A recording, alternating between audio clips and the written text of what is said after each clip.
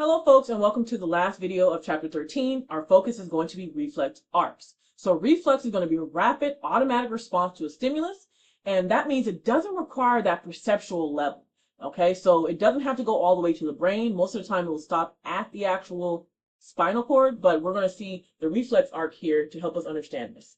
So first we're going to start with the a receptor, and its sensory receptor is going to detect a stimulus. It's always going to be the first thing that we see. And then what's going to happen? We're going to have an action potential that's going to go through an afferent pathway through a sensory neuron. That's going to transmit impulses from the receptor to the central nervous system. And we know that's made of the brain and the spinal cord. And then once we get to the central nervous system, so you see here, or the integration system, that's going to consist of interneurons between sensory and motor neurons. Okay, now let's go ahead and talk about what an interneuron is. If we have a sensory neuron here, and we have a motor neuron that's kind of telling us what the effect is going to be, or through that efferent pathway, in between, we can have an interneuron, IN. So that means it's going to have a connection between the sensory neuron and the interneuron, and then the interneuron and the motor neuron. As you can see here, we have a synapse between sensory neuron and interneuron, and then another synapse between the interneuron and the motor neuron. But it also can be a single synapse. That means you just have a sensory neuron and a motor neuron, and there's one single synapse between those two. Doesn't always have to have that interneuron, okay?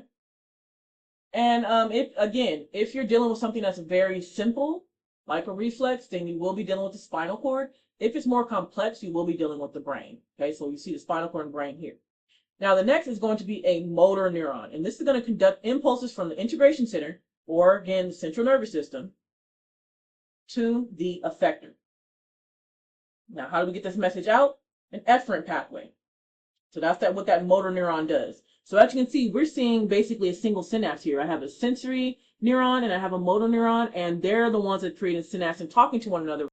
And once the brain processes everything, again, through an efferent pathway, we're going to be able to go to the effector, and that effector is going to be a gland or a muscle fiber that responds to the stimulus by secreting, if it's a gland, or contracting, if it's a muscle. Okay? And that is that reflex arc. So let's go ahead and get more details about the reflex arc and how we kind of classify reflexes. For that, let's go ahead and look at the little picture here. You have a match in your hand. You're going to say, hey, I'm detecting a stimulus, which is going to be the heat from the match. Action potential through an afferent pathway and through a sensory neuron to the brain, as you can see here. The brain's going to process it. And with this one is going to be more of a brain situation because it's more complex. And then you're going to have a motor neuron that's then going to send an actual signal from the brain, or a message or a response from the brain to the effector, which is going to be the muscle here. And then what's going to happen? A response. You're going to drop the match. There you go. All right. There are multiple things that we can do to classify reflexes, but we're going to focus on three, which is the development, response type, and complexity of the actual reflex itself. So we're going to go off of the most common, okay? And what does we mean by development? Development means were you born with it, or did you acquire this over time? So for example, is it an innate reflex, or is it an acquired reflex?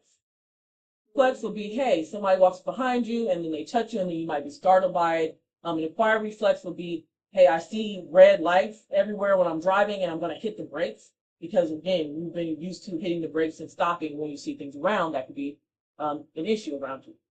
Now next, let's talk about response type. You can have a somatic reflex or an autonomic reflex. Somatic means body. So that's going to be an involuntary motor response to a stimulus. And then we also have autonomic, which again is going to be visceral. That's going to be non-skeletal response, mainly focusing on the internal organ. For example, again, as you can see here, the knee-jerk reflex, which is what we focused on next, or also called the stretch reflex. You see the hammer is going to be hitting on the knee, and then of course you should be contracting your quad muscle, your quadricep, in order to move it. That's the reflex. That's going to be somatic.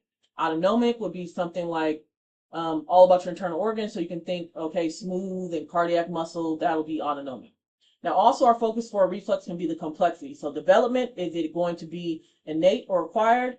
Response, is it going to be somatic or autonomic? And also complexity.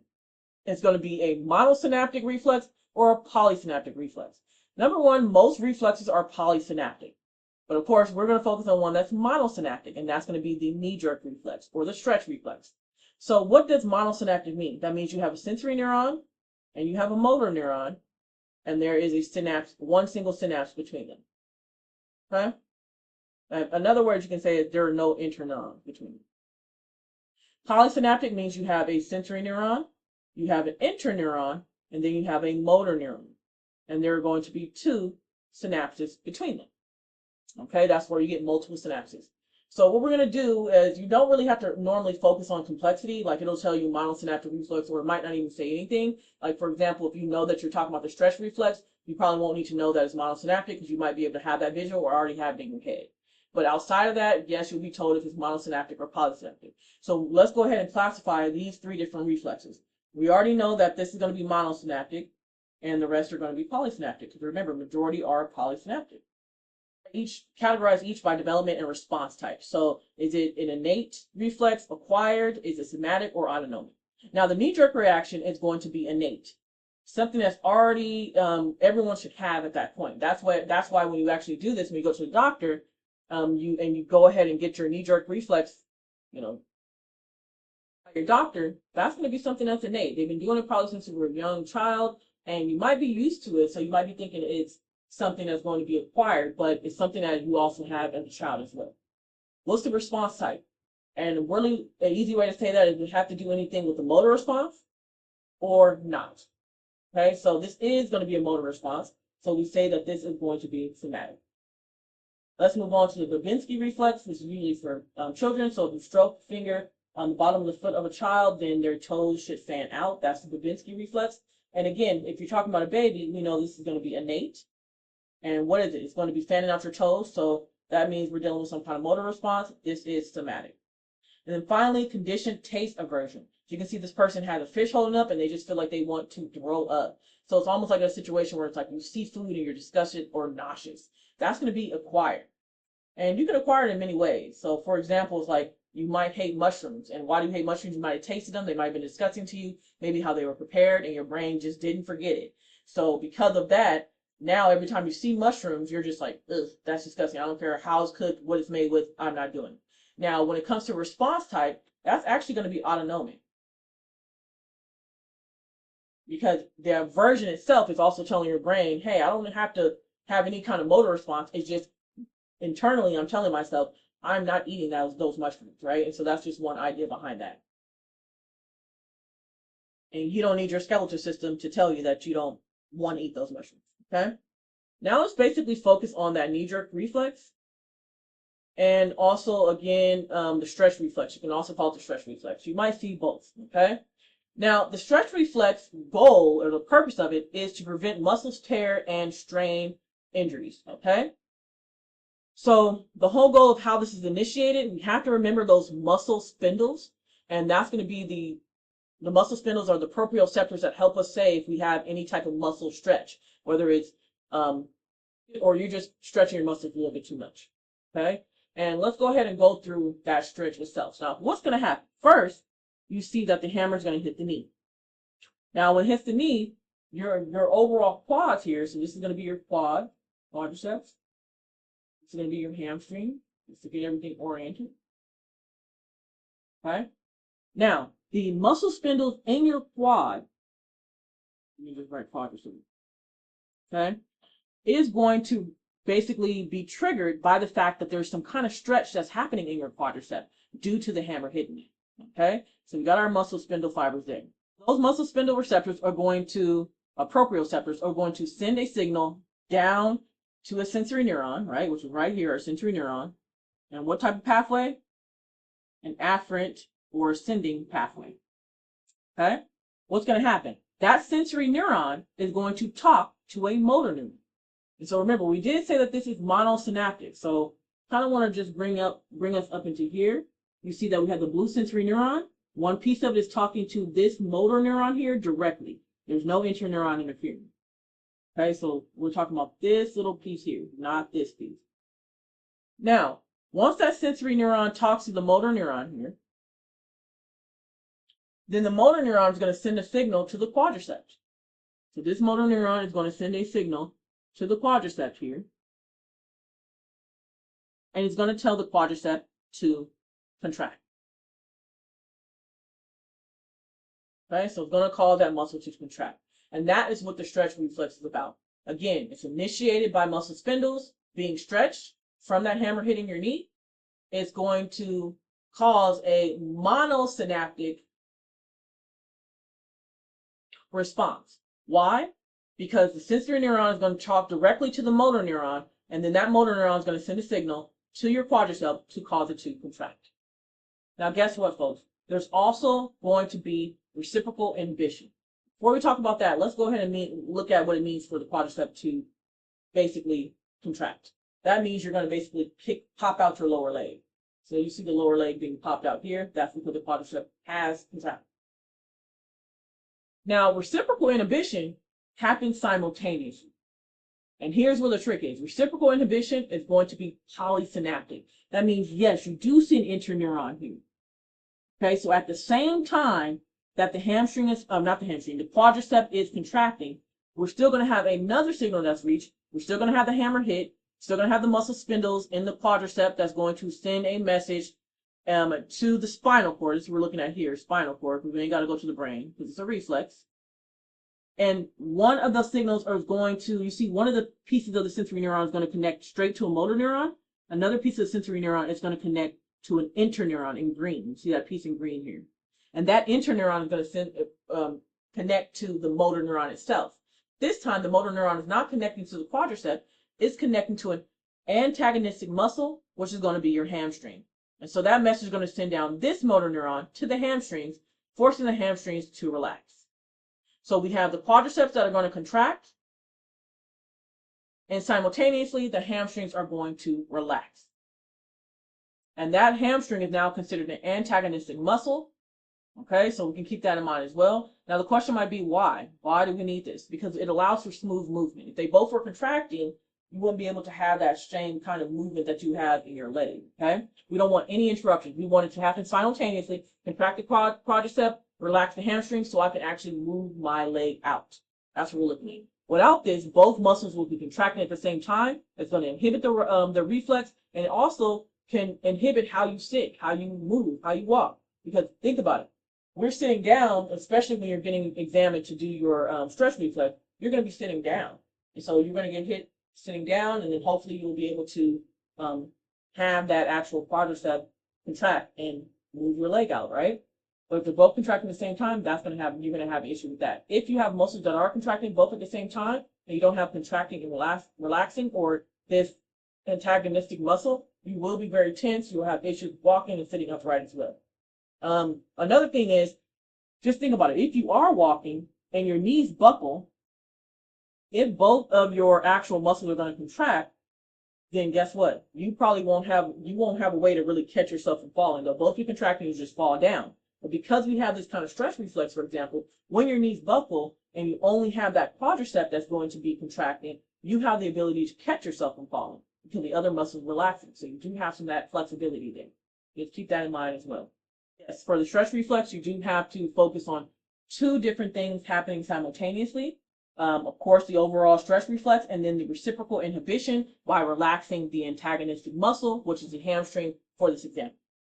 Another thing you want to focus on is, again, we're talking about the spine here, because when it comes to these quick reflexes, like a stretch reflex, we don't need the extra processing from the brain. This is more of a simple processing, and it can just happen in the spine. Okay? We also have our muscle spindles. And remember, spindles detect stretch, okay? So let's go ahead and go through this. We got the hammer, that's going to hit. The muscle spindle is going to receive that and say, hey, our muscle is stretching. We just send a message. Where it's going to send a message to? Through action potentials down the sensory neuron here, okay? The sensory neuron is going to do two things. It's going to communicate directly with one motor neuron that's directly attached to the quadricep in question. And then it's also going to communicate with an interneuron, this green piece, that's going to then connect with a motor neuron that is attached to the other antagonistic muscle. So the sensory neuron talking to the motor neuron is going to say, hey, you need to contract. Because again, that muscle spindle is stretching. And then the motor neuron that's attached to the hamstring is going to say, you need to relax. because the other muscle is contracting. So we need you to relax so this whole process works. And then what's going to happen? Your foot is going to pop out, and there you go. That is our stretch reflex. So what do I recommend? You can either use this picture to try to like write number 1, 2, 3, 4, however you're going to do it, but make sure you can talk yourself through it so that you understand how the stretch reflex actually works. Okay? Now to end this video, let's get into a couple of worksheets. All right, let's do number 14 and let's do number 15. So how does the knee jerk reflex help you maintain balance in your knees if your knees start to buckle? So again, you can also say instead of knee jerk, you can say your stretch reflex, okay? Help you maintain balance if your knees start to buckle. Well, it says it directly strengthens the quadricep. Let's keep going. It inhibits muscle contraction in the quadricep. Well, we know we don't want to inhibit that because the quadricep is going to be the thing that is going to be contracting. So we can't have that inhibition. It generates a strong muscle contraction in the quadricep. Okay, we know it can generate a strong muscle contraction in the quadricep. That's a good one as well. It triggers a conscious decision to remain balanced. That's not true. It does not trigger a constant decision to remain balanced. Now, we're down to A and C. And I'm choosing these two because we need some more options here. So it directly strengthens the quadricep. Does that knee-jerk reflex actually strengthen the quadricep in any way? No, it does not strengthen the quadricep. All it's doing is sending a signal to the brain so that you can actually have your quadricep contract and your hamstring relax so that you can actually help yourself or catch yourself from a fall. So letter A is out. That means letter C is obviously the one that's going to be the answer choice. It generates a strong muscle contraction in the quadricep, and that is true. We have a muscle contraction in the quadricep that's going to help you catch yourself from falling. All right. Number 15, why is reciprocal inhibition an important part of the stretch reflex? So instead of writing a reciprocal inhibition, if you want to kind of just say, I'm getting confused by that, you can say antagonistic muscle.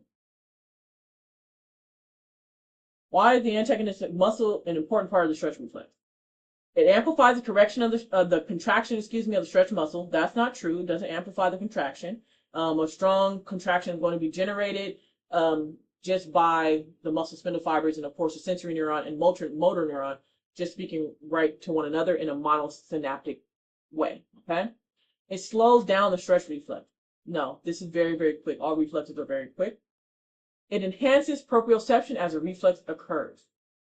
It doesn't really enhance proprioception because muscle spindle fibers are proprioceptors, and so they're being used already, okay? So when you're talking about proprioceptors, that's the muscle spindle fibers. When we're talking about proprioception, that's going to be our orientation of our body in space. So this means that when a reflex occurs, it's very quick. It's not really telling us, hey, our body's in space, so I need to move my hand. No, it's just based on if the reflex is going to occur or not. It allows for smooth muscle movement of extensor and flexor muscle. So what does this mean? Does it allow for smooth movement? Yes, that's something that we talked about. Smooth movement means one muscle is contracting, the other one's relaxing, so you're not tensing up, and it makes it harder for you to have that flexibility and movement. So yes, letter D would be correct. And again, we're talking about antagonistic muscles, so if you're talking about it enhances, just to go back to letter C, it enhances proprioception. Remember, the antagonistic muscle is not where that muscle spindle is going to be as well, so that's another reason why that's incorrect. All right, folks, that ends this video and chapter 13. I'll see you in the next chapter. Bye-bye.